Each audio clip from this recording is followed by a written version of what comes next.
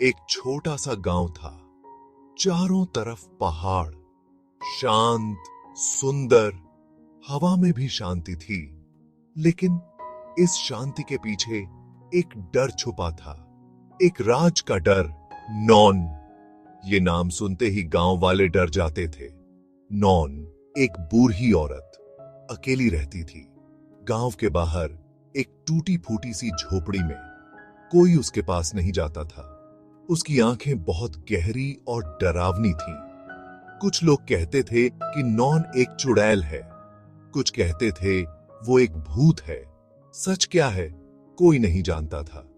Non का अतीत एक राज था, एक बंद किताब जिसे कोई खोलना नहीं चाहता था।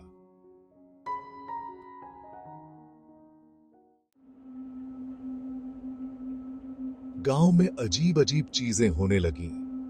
जानवर बीमार पड़ने लगे, फसलें सूखने लगीं और बच्चे रात में बुरे सपने देखकर उठते थे। सब जगह फुसफुसाहट होने लगी। कहीं ये नॉन का श्राप तो नहीं, कहीं ये सब वो तो नहीं कर रही। डर सब जगह फैल गया। गांव वाले डरते थे पर चुप रहते थे।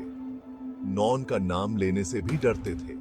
वो जानते थे अगर नॉन गुस्सा हो गई तो कोई उसे नहीं बचा सकता। बस एक ही इंसान था जो जो नॉन से नहीं डरता था। विजय, एक जवान लड़का, निडर और जानने वाला। विजय ने नॉन को बहुत बार देखा था, जंगल के किनारे पेड़ों के पीछे से देखते हुए। एक साया जो हमेशा विजय को देखता रहता था। उसकी आंखें हमेशा विजय पर ही रहती थीं, डरावनी, पर उनमें एक अजीब सी खींच भी थी। विजय को लगता था नॉन चाहती है कि वो उसके पास आए, लेकिन क्यों? वो क्या छुपा रही है? विजय के मन में सवाल उठने लगे। क्या नॉन सचमुच इतनी खतरनाक है जितना लोग कहते हैं? उसे खुद पता लगाना था। विजय ने ठान लिया वो नॉन से मिलेगा। एक रात जब पूरा गांव सो रहा था, विजय चुपके से घर से निकल गया। उसके हाथ में एक लालटेन थी और दिल में हिम्मत। वो नॉन के घर की तरफ चल पड़ा। हर कदम के साथ डर बढ़ता गया, पर विजय नहीं रुका। ठंडी हवा चल रही थी, पेड़ डरावनी आवाजें निकाल रहे थे। ऐसा लग रहा था मानो प्रकृति खुद विजय को रोकना चाहती हो। लेकिन विजय नहीं रुका। वो नॉन के घर के पास पहुंच ही गया। घर बहुत पुराना और टूटा हुआ था।